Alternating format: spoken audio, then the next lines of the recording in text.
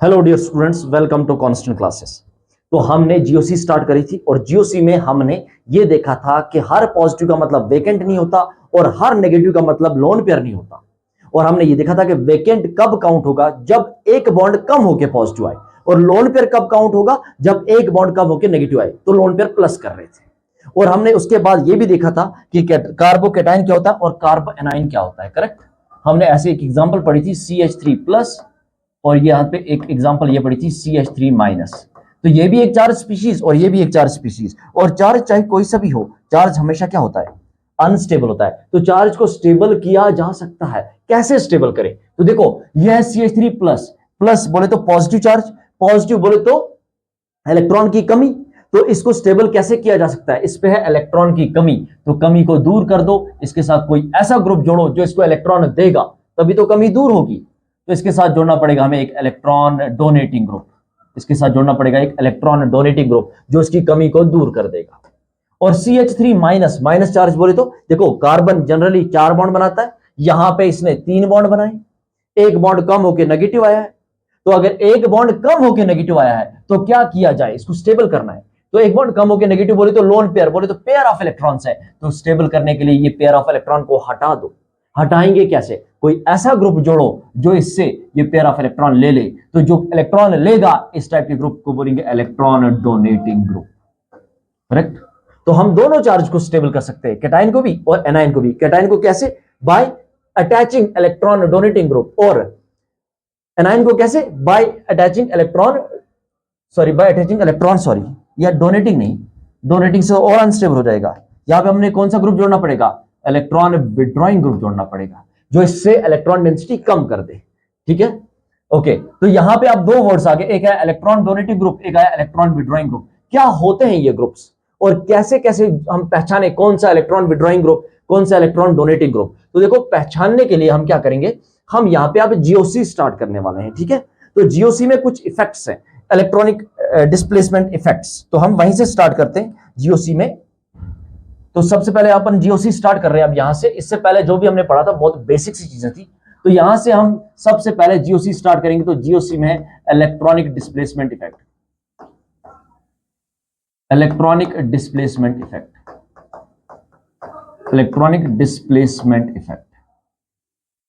और ये जो इफेक्ट्स है यही है पूरी जीओसी में, जो हमें इनको बहुत डिटेल में पढ़ना पड़ेगा, बहुत अच्छे से सीखना पड़ेगा अगर हमें जीओसी पे कमांड बनानी है। और इलेक्ट्रॉनिक डिस्प्लेसमेंट इफेक्ट कितने टाइप्स के हैं? तो ये 2 टाइप के हैं। कौन कौन से? ये होते हैं 2 टाइप के। एक होता है परमानेंट इफेक्ट, परमानेंट इफेक्ट, और दूसरा होता है टेम्परेरी इफेक्ट, टेम्परेरी इफेक्ट। अच्छा, परमानेंट इफेक्ट में कौन कौन सा इफेक्ट आता है? तो परमानेंट इफेक्ट में जो इफेक्ट्स आते हैं, एक आता है इंडक्टिव इफेक्ट, इंडक्टिव इफेक्ट। दूसरा आता है यहां पे रेजोनेंस, और एक आता है हाइपर कॉन्जुगेशन। अब ये होता क्या है, इन्हीं को हमें डिटेल में पढ़ना है इसमें। और टेम्परेरी इफेक्ट में एक इफेक्ट आता है जिसको हम बोलते हैं इलेक्ट्रोमेरिक इफेक्ट, इलेक्ट्रोमेरिक इफेक्ट,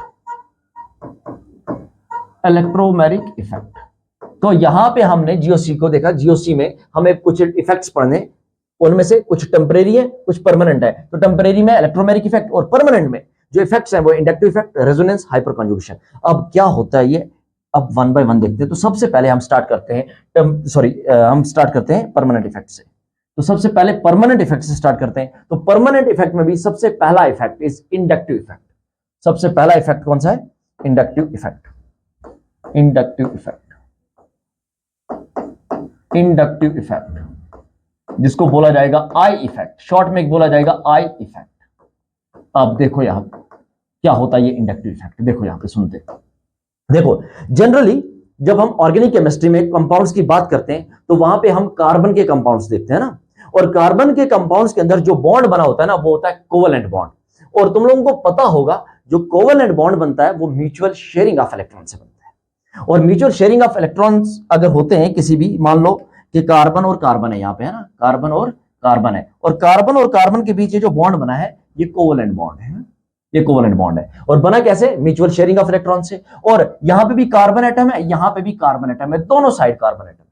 अब अगर दोनों साइड कार्बन एटम है तो कार्बन एटम चाहे यहां हो इसकी इलेक्ट्रॉन नेगेटिविटी, चाहे यहां हो इसकी इलेक्ट्रॉन नेगेटिविटी, दोनों की इलेक्ट्रॉन नेगेटिविटी सेम होगी क्योंकि दोनों सेम एटम है। तो इनके बीच जो बॉन्ड बना है, और हमें पता है बॉन्ड बनता है इलेक्ट्रॉन से, अगर बॉन्ड बनता है इलेक्ट्रॉन से तो यहां पे कितने इलेक्ट्रॉन होंगे? 2 इलेक्ट्रॉन। अच्छा, म्यूचुअल शेयरिंग से बने हैं तो ये दोनों इलेक्ट्रॉन कहां पे होंगे? तो बिल्कुल in between 2 carbon atoms, correct, right, in between 2 carbon atoms होंगे। बिल्कुल सही, इसमें कोई दिक्कत है ही नहीं क्योंकि दोनों की इलेक्ट्रॉन नेगेटिविटी सेम है, कोई भी दोनों इक्वली पार्टिसिपेशन है तो ये जो इलेक्ट्रॉन्स रहेंगे इन बिटवीन रहेंगे, ठीक है। लेकिन अगर अगर क्या हो जाए कि देखो कभी कभी ना ये जो है ना ये इलेक्ट्रॉन इन बिटवीन, ये हार्मनी कभी कभी ब्रेक हो जाती है। कैसे? लेट सपोज हमारे पास एक कार्बन चेन है, एक कार्बन चेन है ना, तो सब की इलेक्ट्रॉन नेगेटिविटी सेम, यहां भी कार्बन, यहां भी कार्बन, यहां भी कार्बन, यहां भी कार्बन, सारे के सारे कार्बन है। तो अगर सारे कार्बन है तो सबकी इलेक्ट्रॉन नेगेटिविटी क्या है? सबकी इलेक्ट्रॉन नेगेटिविटी सेम है। अब अगर सबकी इलेक्ट्रॉन नेगेटिविटी सेम है तो जो पेयर ऑफ इलेक्ट्रॉन होंगे जो बने हुए हैं यहां पे म्यूचुअल शेयरिंग से, वो इन बिटवीन होंगे, वो इन बिटवीन होंगे। लेकिन अगर ऐसा हो, अगर ऐसा हो कि इसके एक एंड पे कोई एक ऐसा ग्रुप जोड़ दूं जो ज्यादा इलेक्ट्रॉन नेगेटिव हो, लेट सपोज मैंने फ्लोरीन जोड़ दिया। कौन सा ग्रुप जोड़ दिया? फ्लोरीन जोड़ा। Fluorine being most electron negative, और इलेक्ट्रॉन नेगेटिव तुम्हें पता होना चाहिए फोन, फ्लोरीन सबसे ज्यादा, उसके बाद ऑक्सीजन, उसके बाद नाइट्रोजन। सबसे ज्यादा इलेक्ट्रॉन नेगेटिव होता है फ्लोरीन, देन होता है ऑक्सीजन, देन होता है नाइट्रोजन, और देन होता है कार्बन। तो देखो फ्लोरीन यहां पे है, सबसे ज्यादा इलेक्ट्रॉन नेगेटिव फ्लोरीन। अब फ्लोरीन और यहां पे है कार्बन, और इनके बीच में जो बना है कोवलेंट बॉन्ड बना है। तो अगर ये बॉन्ड बना हुआ है तो बॉन्ड मतलब पेयर ऑफ इलेक्ट्रॉन्स है, और अगर पेयर ऑफ इलेक्ट्रॉन्स है तो अब ये पेयर ऑफ इलेक्ट्रॉन्स क्या राइट इन बिटवीन होंगे कार्बन एंड फ्लोरीन के? तो नहीं, अब ये ऐसा नहीं होगा। क्यों? क्योंकि देखो फ्लोरीन ज्यादा इलेक्ट्रॉन नेगेटिव, ये क्या करेगा, ये जो इस पेयर ऑफ इलेक्ट्रॉन है इसको अपनी तरफ खींच के रखेगा। क्यों? क्योंकि ज्यादा इलेक्ट्रॉन नेगेटिव है, चाहता है कि इलेक्ट्रॉन उसकी तरफ रहे, तो वो इलेक्ट्रॉन्स को अपनी तरफ खींच के रखेगा। तो जैसे उसने इलेक्ट्रॉन को अपनी तरफ खींचा, तो इस देखो हमें वैसे भी पता है जिस पे इलेक्ट्रॉन ज्यादा उस पे नेगेटिव चार्ज, जिस पे इलेक्ट्रॉन की कमी उस पे पॉजिटिव चार्ज। तो देखो इस पे आना चाहिए अब नेगेटिव चार्ज, लेकिन फुल नेगेटिव नहीं आएगा, पार्शियल नेगेटिव आएगा। क्यों? क्योंकि इलेक्ट्रॉन कंप्लीटली ट्रांसफर नहीं हुए फ्लोरीन पे, बस फ्लोरीन की तरफ खींच के रखे हुए। तो अगर इलेक्ट्रॉन चले गए फ्लोरीन की तरफ तो फ्लोरीन की तरफ इलेक्ट्रॉन ज्यादा, तो पार्शियल नेगेटिव। अच्छा, कार्बन से इलेक्ट्रॉन दूर गए ना, कार्बन पे कमी, तो पार्शियल पॉजिटिव। तो क्या इनके बीच एक पोलैरिटी डेवलप हुई? और ये पोलैरिटी डेवलप किसकी वजह से हुई? ये जो सिग्मा इलेक्ट्रॉन से, सिग्मा बॉन्ड था ना, सिग्मा बॉन्ड, सिग्मा इलेक्ट्रॉन थोड़े से शिफ्ट हुए फ्लोरीन की तरफ, तो जिसके कारण क्या हुआ, पोलैरिटी डेवलप हुई। अब पोलैरिटी डेवलप हुई तो इस पे आया पार्शियल नेगेटिव, इस पे पार्शियल पॉजिटिव। पार्शियल पॉजिटिव का मतलब है कि इलेक्ट्रॉन की कमी। अब अगर इस पे इलेक्ट्रॉन की कमी है तो ये भी अपनी कमी दूर करना चाहेगा, तो ये सामने वाले से थोड़ा सा खींचेगा, तो इस पे अच्छा उतना नहीं खींच पाएगा जितना फ्लोरीन ने इससे खींचा। अब ये इससे थोड़ा सा कम खींचेगा, तो कम खींचेगा तो पार्शियल पॉजिटिव, थोड़ा सा कम पॉजिटिव। अब ये क्या करेगा, ये अगले वाले से खींचेगा, तो इस पे क्या आएगा, पार्शियल पॉजिटिव। ऐसे ये अगले वाले से खींचेगा, ऐसे अगले वाले से खींचेगा, तो क्या ये हार्मनी ब्रेक हुई? यस, ये हार्मनी ब्रेक हुई है। और हुआ क्यों? क्योंकि यहां पे डिस्प्लेसमेंट हुआ किसका, सिग्मा इलेक्ट्रॉन्स का। और यही होता है इंडक्टिव इफेक्ट में। और ये जो होता है ना, ये पोलराइजेशन, ये परमानेंट होता है। तो अब होता क्या इंडक्टिव इफेक्ट, इसको हम पढ़ते हैं थोड़ा सा डिटेल में। तो अगर डेफिनेशन लिखना हो इंडक्टिव इफेक्ट की, आई इफेक्ट लिख देता हूं शॉर्ट में, आई इफेक्ट। आई इफेक्ट बोले तो इंडक्टिव इफेक्ट। अच्छा, इंडक्टिव इफेक्ट टेम्परेरी या परमानेंट? तो इट्स अ परमानेंट है ना, परमानेंट। पोलराइजेशन है, पोलराइजेशन हुआ किसकी वजह से हुआ, caused due to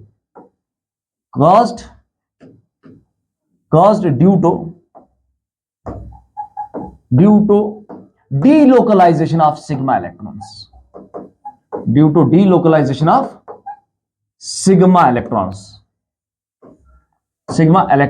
along carbon chain, इसी को बोलते हैं इंडक्टिव इफेक्ट, या इसको बोला जाएगा आई इफेक्ट। इंडक्टिव इफेक्ट या आई इफेक्ट। ओके, तो ये बात तो हमें समझ आ गई कि अगर डीलोकलाइजेशन होता है सिग्मा इलेक्ट्रॉन्स का, उसकी वजह से पोलैरिटी आती है, और पोलैरिटी के कारण जो सिग्मा इलेक्ट्रॉन्स हैं वो थोड़े से शिफ्ट हुए, जिसकी वजह से पोलैरिटी आई किसमें, कार्बन चेन में, और इसी इफेक्ट को बोला जाएगा आई इफेक्ट। ठीक है, और ये जो आई इफेक्ट होता है ये परमानेंट होता है, ये होता है परमानेंट, ये परमानेंट होता है, राइट। कैसे? अब देखो जरा, यहां पे ये परमानेंट होता है, और यहां पे हुआ क्या, यहां पे शिफ्टिंग हुआ, किसका हुआ, यहां पे डीलोकलाइजेशन हुआ सिग्मा इलेक्ट्रॉन्स का। डीलोकलाइजेशन हुआ सिग्मा इलेक्ट्रॉन्स का, जिसकी वजह से क्या हुआ, पार्शियल चार्जेस डेवलप हुए, पार्शियल चार्जेस डेवलप हुए। अभी अभी हमने बात करी थी, पार्शियल चार्जेस डेवलप हुए हैं, पार्शियल चार्जेस डेवलप हुए कैसे? मान लो एक कार्बन चेन है और इस कार्बन चेन के एंड पे मैंने कोई ऐसा एटम जोड़ दिया जिसकी इलेक्ट्रॉन नेगेटिविटी कार्बन से डिफरेंट है। मान लेते हैं कि Y की इलेक्ट्रॉन नेगेटिविटी कार्बन से ज्यादा है। मान लेते हैं कि Y की जो इलेक्ट्रॉन नेगेटिविटी है, electron negativity of Y is greater than electron negativity of carbon. तो Y क्या करेगा, ये जो शेड पेयर ऑफ इलेक्ट्रॉन है अपनी तरफ खींचेगा, तो Y पे आएगा पार्शियल नेगेटिव और कार्बन पे आएगा पार्शियल पॉजिटिव। तो कार्बन अगले से खींचेगा तो पार्शियल पॉजिटिव, ये कार्बन अगले से खींचेगा तो पार्शियल पॉजिटिव। ठीक है, इसको समझने के लिए कैसे समझो, इसको समझने के लिए ऐसे समझो कि मान लो तुम्हारे हाथ में एक मेटल की रॉड थमा दी, जो जैसे ही मेटल की रॉड तुम्हारे हाथ में थमा देंगे उसके एक एंड को गर्म करते हैं, एक एंड को अगर गर्म करेंगे तो दूसरे एंड पे तुमने अगर रॉड पकड़ के रखी होगी तुम्हें भी हीट फील होगी, करेक्ट। लेकिन अगर डिस्टेंस बढ़ाता चला जाऊं मेटल रॉड की, तुम एक एंड पे गर्म कर रहे हो, जैसे जैसे डिस्टेंस बढ़ेगी तुम्हें दूसरे एंड पे उतनी गर्मी फील नहीं होगी। डिस्टेंस और बढ़ा दिया तुम्हें पता ही नहीं चलेगा। बात समझ आ रही है ना? जैसे जैसे डिस्टेंस बढ़ता जाएगा मतलब इसका इफेक्ट डिस्टेंस के साथ कम होता जा रहा है। क्लियर है बात? मतलब ये डिस्टेंस डिपेंडेंट है, डिस्टेंस के साथ साथ इसका इफेक्ट कम होता जाएगा। जैसे जैसे डिस्टेंस बढ़ती जाएगी इसका इफेक्ट कम होता जाएगा। मतलब अगर मैं इसको वैसे समझाऊं तो ये कुछ ऐसा इफेक्ट हो गया है ना, फ्रेंडशिप वाला इफेक्ट। एक होता है पेरेंट्स वाला इफेक्ट, दूसरा होता है फ्रेंडशिप वाला इफेक्ट। पेरेंट्स वाला इफेक्ट मतलब तुम कहीं पे भी चले जाओ, है ना, तुम एक देश से दूसरे देश चले जाओ, तीसरे देश चले जाओ, क्या माँ बाप तुम्हें कभी भूल सकते हैं? क्या उनका इफेक्ट तुम पे कभी कम हो सकता है? क्या माँ बाप का प्यार कभी कम होगा? कभी भी कम नहीं हो सकता, है ना। लेकिन अगर तुम एक देश से या एक क्लास से दूसरी क्लास में चले जाओ, एक की रैंक लग गई दूसरे दोस्त की रैंक नहीं लगी, डिस्टेंस बढ़ गई, दूरियां बढ़ गई, जैसे जैसे दूरियां बढ़ती है इफेक्ट कम होता है ना। तो कुछ ऐसा ही फ्रेंड्स वाला इफेक्ट मान लो, राइट। तो मतलब ये डिस्टेंस डिपेंडेंट है, distance dependent, distance dependent, distance dependent. as distance increases, as distance increases, I effect, inductive effect distance के साथ साथ क्या होता है, I effect decreases। और हम तो ये मान के चलते हैं कि 3 कार्बन के बाद इस इफेक्ट को हम नेग्लेक्ट कर देते हैं, जस्ट 3 कार्बन तक हम चलते हैं। 3 कार्बन के बाद हम इफेक्ट को क्या मान के चलते हैं, हम इफेक्ट को नेग्लेक्ट कर देते हैं। चाहो तो ये पॉइंट तुम लिख सकते हो अपने नोट्स में कि after 3 carbon this effect is ignored, या फिर क्या बोलते हैं इसको, हम इस इफेक्ट को नलिफाई कर देते हैं 3 कार्बन के बाद। बात समझ आ रही है? 3 कार्बन के बाद हम इस इफेक्ट को नलिफाई कर देते हैं।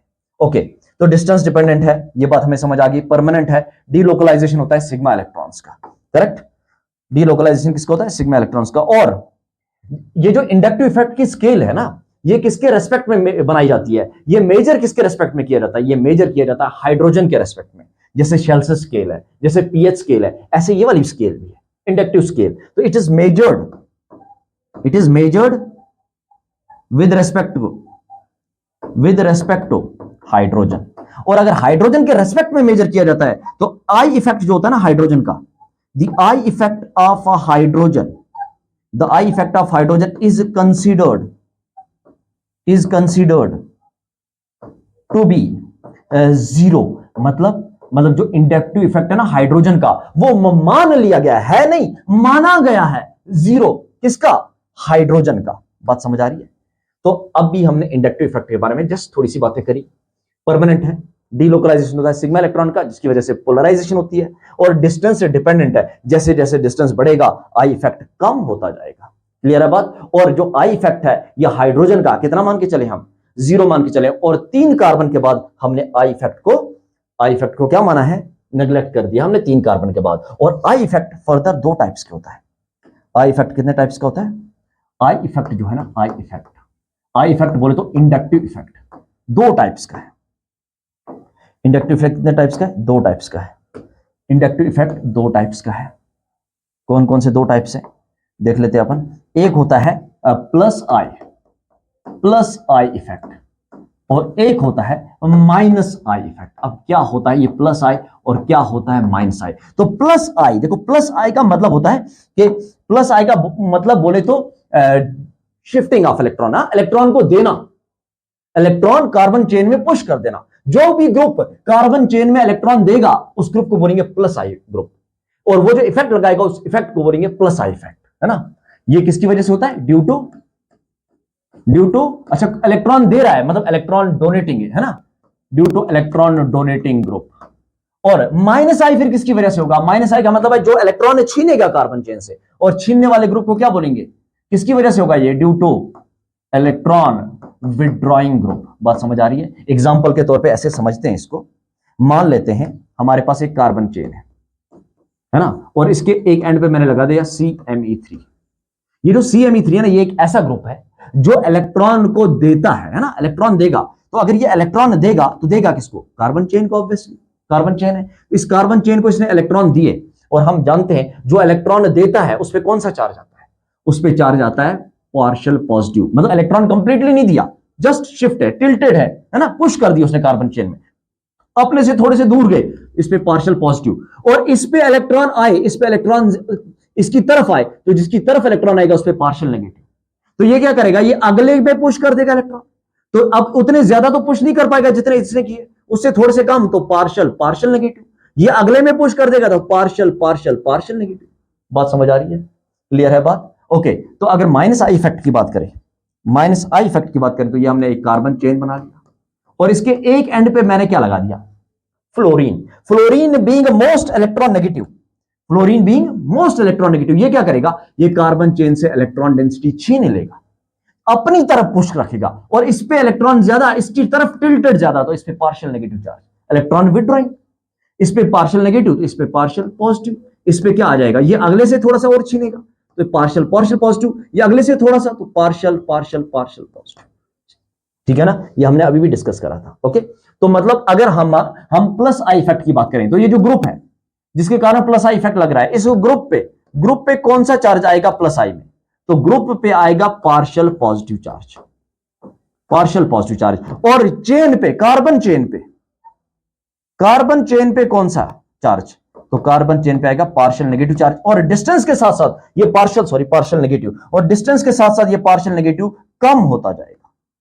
बात समझ आ रही है ना? देखो आगे बढ़ते जा रहे हैं, नेगेटिव पार्शियल और पार्शियल होता जा रहा है, ठीक है। और अगर यहां पे इसकी बात करें, हम यहां पे बात करें, तो ये जो ग्रुप है जो कि माइनस आई इफेक्ट लगा रहा है, तो ग्रुप पे आएगा चार्ज कौन सा?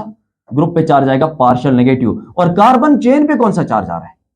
तो कार्बन चेन पे जो चार्ज आ रहा है, वो आएगा पार्शियल पॉजिटिव। और जैसे जैसे डिस्टेंस बढ़ता जाएगा, पार्शियल पॉजिटिव और कम होता जाएगा। क्लियर हो रही है बात? इसमें कोई डाउट नहीं होना चाहिए, है ना। अब सबसे पहले हम बात करते हैं प्लस आई इफेक्ट की। इस वीडियो में हम बात करेंगे प्लस आई इफेक्ट की, और नेक्स्ट जो वीडियो आएगा उसमें हम बात करेंगे माइनस आई इफेक्ट की। और उसके बाद हम बहुत ढेर सारे एग्जांपल्स भी करेंगे, इस पे ढेर सारे क्वेश्चंस करेंगे, ताकि हमारा कोई भी डाउट ना रहे। तो सबसे पहले बात करते हैं हम प्लस आई इफेक्ट। और अभी हमें समझ आया प्लस आई इफेक्ट मतलब वो ग्रुप जो इलेक्ट्रॉन डेंसिटी पुश कर दे कार्बन चेन के अंदर, ठीक है। तो प्लस आई इफेक्ट का एक ऑर्डर होता है जो हमें पता होना चाहिए। तो वो ऑर्डर होता है NH माइनस O-, ठीक है, ये यहां से जुड़ा हुआ है। कार्बोक्सिलेट बोलते हैं इसको, कार्बोक्सिलेट आयन। फिर होता है 3 डिग्री, फिर होता है 2 डिग्री, फिर होता है 1 डिग्री, फिर होगा ट्रीटियम, ड्यूटेरियम और हाइड्रोजन। ये है प्लस आई इफेक्ट का order. 3 degree, 2 degree, 1 degree I guess तुम्हें पता होगा, है ना। 3 डिग्री बोले तो ये अगर कार्बन चेन है, ये कार्बन है, तो ये कार्बन कहलाएगा 3 डिग्री कार्बन, करेक्ट। 2 डिग्री बोले तो कार्बन के आगे भी कार्बन के पीछे भी कार्बन, तो ये कार्बन कहलाएगा 2 डिग्री कार्बन। और प्राइमरी कार्बन जो है, जो एंड वाला है ना, एंड वाला कार्बन, जैसे कि ये वाला कार्बन, ये प्राइमरी कार्बन कहलाता है, ठीक है ना। ये हमें पता है। वैसे अगर ना पता हो तो हम डिटेल में मैं बता दूंगा, कमेंट्स में बता देना, मैं डिटेल में प्राइमरी सेकेंडरी टर्शियरी भी बता दूंगा। वैसे भी मैं जीओसी में बता दूंगा, ठीक है। जीओसी में हम बहुत डिटेल में डिस्कस कर देंगे इसको, डोंट वरी। अब ये है प्लस आई इफेक्ट का ऑर्डर। तो इसको याद कैसे रखें, याद करने का तरीका भी मैं बता दूंगा, पहले समझते हैं थोड़ा सा, है ना। तो देखो अब क्वेश्चन ये राइज होगा कि हाइड्रोजन सबसे लास्ट में क्यों? तो ये डाउट तो तुम्हारा सबका क्लियर हो गया होगा। क्यों? क्योंकि इसको माना गया है 0, है ना, क्योंकि इसके रेस्पेक्ट में स्केल बनाई गई है। तो अब ये क्या है, ये टी और डी क्या है? तो तुम्हें पता होगा हाइड्रोजन जो है ना, हाइड्रोजन के 3 आइसोटोप होते हैं, एक प्रोटियम, ड्यूटेरियम, ट्रीटियम। तो ये है ट्रीटियम, ये है ड्यूटेरियम, और ये खुद है प्रोटियम, करेक्ट। तो देखो एक बात हमें पता है, जितना आइसोटोप हेवियर होता है वो उतना स्ट्रॉन्गर बॉन्ड बनाता है। जितना हेवियर आइसोटोप उतना स्ट्रॉन्गर बॉन्ड, और जितना स्ट्रॉन्गर बॉन्ड जो होता है वो दूर होता है कि पास होता है? वो होता है पास। मतलब जो बॉन्ड पास है वो स्ट्रॉन्ग, जो बॉन्ड दूर है वो वीक। क्लियर है बात? तो मतलब यहां पे हमें यह बात समझ आ कि जितना बॉन्ड पास वो उतना स्ट्रॉन्ग। ओके, तो जितना बॉन्ड पास वो उतना स्ट्रॉन्ग। तो पास बॉन्ड कौन बनाएगा? पास बॉन्ड बनाएगा जो हेवियर आइसोटोप है। तो हेवियर आइसोटोप कौन है इन सब में से? तो हेवियर है ट्रीटियम। तो ट्रीटियम अगर हेवियर है तो मतलब ये ज्यादा पास से बॉन्ड बनाएगा। ज्यादा पास हमें पता है कि आई इफेक्ट डिस्टेंस डिपेंडेंट है, तो मतलब ये क्लोज है तो ये ज्यादा आई लगाएगा, ये थोड़ा सा दूर तो और कम आई, और ये तो बिल्कुल जीरो। क्लियर है ना बात? इसको ऐसे समझो जैसे अगर विंटर्स में तुम हीटर के आगे बैठते हो, सपोज करो हीटर तुमसे 12 फीट दूर है, फिर तुमसे वो 10 फीट दूर है, फिर वो तुमसे 8 फीट दूर है, फिर 6 फीट, फिर 4 फीट, फिर 2 फीट, तो ज्यादा हीट कहां से आएगी? 2 फीट, है ना? क्योंकि जितना पास उतना बढ़िया हीट, जितना दूर उतना कम हीट। तो ऐसे ये भी डिस्टेंस डिपेंडेंट है, जितना पास उतना स्ट्रॉन्गर बॉन्ड। तो पास कौन आएगा? Heavier isotope. करेक्ट? तो इसमें तो हमें दिक्कत नहीं होगी, हमें पता चल गया टी सबसे ज्यादा, फिर डी, फिर एच। ओके, अब उसके बाद प्राइमरी बोले तो बात कर रहे हैं मिथाइल की। क्या मिथाइल जो है इलेक्ट्रॉन देगा? पहले तो डाउट यही आता है, क्या मिथाइल इलेक्ट्रॉन देगा कि नहीं देगा? तो समझते हैं इसको। देखो मिथाइल इलेक्ट्रॉन डोनेटिंग ग्रुप है, कैसे इसको समझते हैं। देखो मिथाइल है CH H, है ना, और आगे एक बॉन्ड बना रखा है कार्बन चेन के साथ। तो कार्बन देखना, यहां पे कार्बन है, कार्बन तो पता है छोटा सा एक एटम टॉप राइट कॉर्नर में पीरियोडिक टेबल के। करेक्ट? तो पीरियोडिक टेबल में देखो तो इसको अगर इसकी इलेक्ट्रॉन नेगेटिविटी देखी जाए, इसकी इलेक्ट्रॉन नेगेटिविटी, तो मैंने अभी तुम लोगों को बोला था सबसे ज्यादा इलेक्ट्रॉन नेगेटिविटी कौन होता है? फ्लोरीन, फिर होता है ऑक्सीजन, फिर होता है नाइट्रोजन, और फिर होता है कार्बन। मतलब इसकी कुछ इतनी खास इलेक्ट्रॉन नेगेटिविटी भी नहीं है। एक तो इलेक्ट्रॉन नेगेटिविटी कम, ठीक, और ऊपर से तुम्हें पता होना चाहिए कार्बन हमेशा 4 बॉन्ड बनाता है। क्यों? क्योंकि इसके पास वैलेंस इलेक्ट्रॉन होते हैं 4। तो 4 वैलेंस इलेक्ट्रॉन है तो 4 बॉन्ड बना के ऑक्टेट कंप्लीट कर लेता है। तो इसने देखो यहां पे भी कितने बॉन्ड बना रखे हैं, तो तुम्हें साफ साफ दिख रहा होगा यहां पे इसने 4 बॉन्ड बना रखे हैं। तो इसका ऑक्टेट भी यहां पे क्या है? ऑक्टेट भी कंप्लीट है। ओके, 4 वैलेंस इलेक्ट्रॉन थे तो मतलब प्रोटॉन भी 4, लेकिन 4 बॉन्ड बना के इसने इलेक्ट्रॉन घेर ली 8। अब इसके शेल्स में 8 इलेक्ट्रॉन है, लेकिन प्रोटॉन अभी भी 4 ही है। प्रोटॉन है कम, इलेक्ट्रॉन है ज्यादा। अगर इलेक्ट्रॉन ज्यादा है तो इसमें ना इंटर इलेक्ट्रॉनिक रिपल्शन स्टार्ट हो जाता है। इसको ऐसे समझो, मान लो तुम्हारे 2 हाथ है, 2 हाथ में मैंने तुम्हारे हाथों में एप्पल रख दिया, कितने एप्पल रख सकता हूं, है ना? मान लो मैंने 20 एप्पल रख दिए, क्या तुम 20 एप्पल संभाल पाओगे दोनों हाथों में? नहीं ना। क्या चाहोगे? थोड़े से एप्पल दूर हो जाए। क्यों? क्योंकि बहुत ज्यादा रिपल्शन टाइप हो गया, नहीं संभाल पाओगे। ऐसे ही कुछ यहां पे भी सीन है कि इसने 8 इलेक्ट्रॉन ऑक्टेट कंप्लीट करने के लिए 8 इलेक्ट्रॉन आ गए, लेकिन प्रोटॉन उतने हैं नहीं, तो 8 इलेक्ट्रॉन संभाल नहीं पाता, चाहता है थोड़े से इलेक्ट्रॉन दूर हो जाए। तो थोड़े से इलेक्ट्रॉन दूर होंगे तो ये इलेक्ट्रॉन को पुश करेगा। अब कहां पे पुश करेगा? अब क्वेश्चन ये अराइज होता है कि कौन पुश करेगा? क्या हाइड्रोजन में पुश कर देगा क्या ये इलेक्ट्रॉन को? क्या कार्बन जो है इलेक्ट्रॉन हाइड्रोजन की तरफ पुश करेगा? नहीं, बिल्कुल भी नहीं। क्यों? सुनना ध्यान से। देखो इलेक्ट्रॉन नेगेटिविटी हाइड्रोजन की और इलेक्ट्रॉन नेगेटिविटी कार्बन की देखें तो कार्बन की होती है 2.5, हाइड्रोजन की होती है 2.1। तो देखो कार्बन जो है ना ज्यादा इलेक्ट्रॉन नेगेटिविटी नेगेटिव है हाइड्रोजन से। अगर कार्बन ज्यादा इलेक्ट्रॉन नेगेटिव है हाइड्रोजन से तो ये हाइड्रोजन से छीन लेगा अपनी तरफ, मतलब हाइड्रोजन भी इसको इलेक्ट्रॉन देगा, और ऊपर से इस पे ऑलरेडी इंटर इलेक्ट्रॉनिक रिपल्शन। तो ये क्या करेगा? अब इसके पास एक ही ऑप्शन है कि ये आगे कार्बन चेन में इलेक्ट्रॉन पुश कर देगा। बात समझ आई क्यों है ये प्लस आई, है ना? अब तो बात क्लियर हो गई प्लस आई क्यों है। तो ये हो गया एक कार्बन। अच्छा 2 डिग्री बोले तो एक से ज्यादा कार्बन है ना?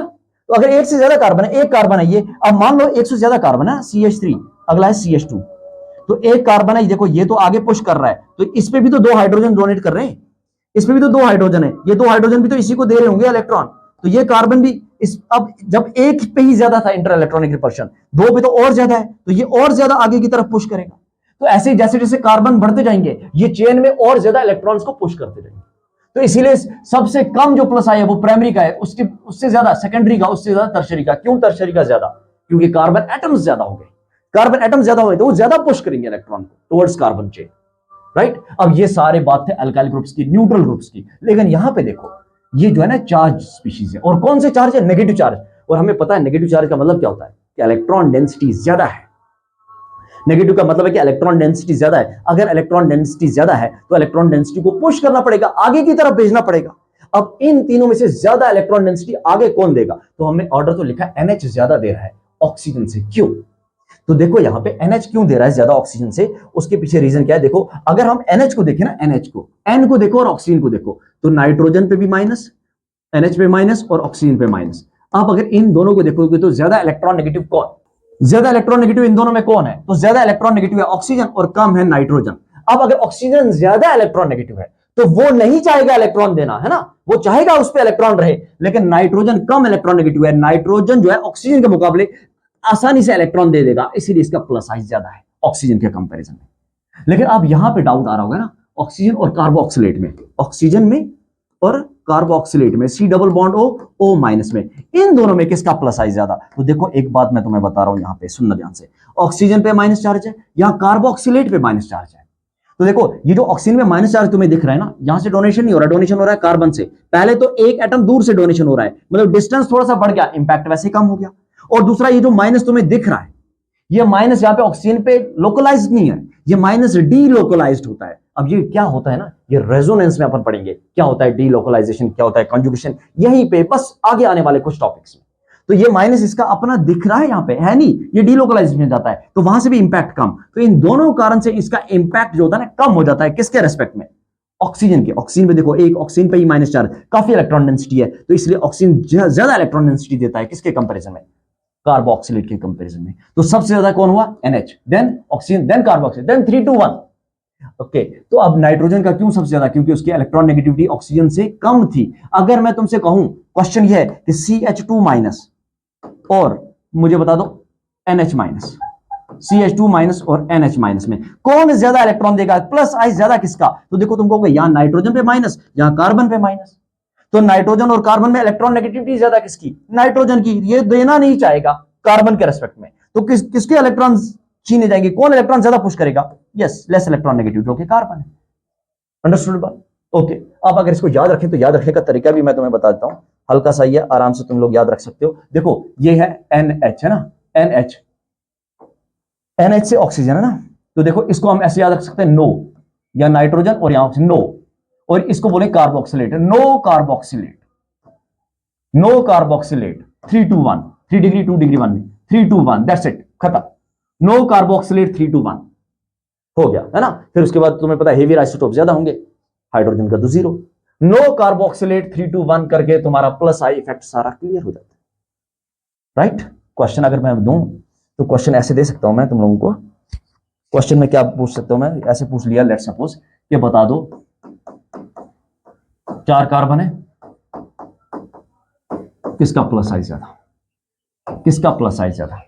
तो देखो यहां भी 4 कार्बन, यहां भी 4 कार्बन, लेकिन हाँ ये जो कार्बन है ना, ये कौन सा कार्बन है ना, ये प्राइमरी कार्बन तो नहीं है, लेकिन ये वाला जो है ना, ये प्राइमरी कार्बन, अगर यहां से देखा भी जाए तो, अगर ऐसे नहीं भी देखना ना, एक और बात तुम्हें पता होनी चाहिए, क्या अगर carbon, number of carbon atoms है सेम, यहां पे कितने कार्बन एटम, वैसे तुम्हें पता चल जाएगा प्राइमरी और सेकेंड 3 डिग्री में, और इजीली डिफरेंशिएट कर सकते हो, बट कोई नहीं, अगर वैसे नहीं पता चल रहा तो तुम्हें एक बात और पता होनी चाहिए, if number of carbon atoms are same, if number of carbon atoms are, number of carbon atom अगर होंगे same, number of carbon atom अगर होंगे सेम, तो जो प्लस आई है, plus I is directly proportional to branching, तो जहां पे ब्रांचिंग होगी ज्यादा वहां पे प्लस आई भी होगा ज्यादा। तो ब्रांचिंग कहां पे ज्यादा? देखो ये स्ट्रेट चेन है, ये ब्रांच है, तो इसका प्लस आई ज्यादा, है ना। अगर ऐसे में लिख दूं 1 2 3 4 5, उसको ऐसे लिख दूं 1 2 3 4 5, बताओ किसका प्लस आई ज्यादा? तो ऑब्वियसली जहां ब्रांचिंग ज्यादा, ब्रांचिंग कहां ज्यादा है? यहां पे, तो प्लस आई भी ज्यादा है, राइट। तो ये था प्लस आई का कुछ बेसिक सा। अब मिक्स्ड एग्जांपल कराऊंगा, जब माइनस आई भी हो जाएगा तो इसके बाद जो नेक्स्ट वीडियो आएगा वो आएगा माइनस आई पे। आई होप कि यहाँ पे तुम्हें बहुत अच्छे से कॉन्सेप्ट्स क्लियर हो गए होंगे, है ना। तो ऐसे ही वेट करते रहो, माइनस आई पे बहुत मजा आने वाला है, पूरी ट्रिक भी बता दूंगा, याद करने का तरीका भी बता दूंगा। तो तुम लोगों को करना क्या है? कुछ नहीं करना, बस चैनल को सब्सक्राइब करके रखो, वीडियो को लाइक, और हाँ कमेंट्स में बता दिया करो क्या कुछ समझ आ रहा है, दिक्कत है, डाउट्स हैं, कमेंट्स सेक्शन खुला है। Thank you so much.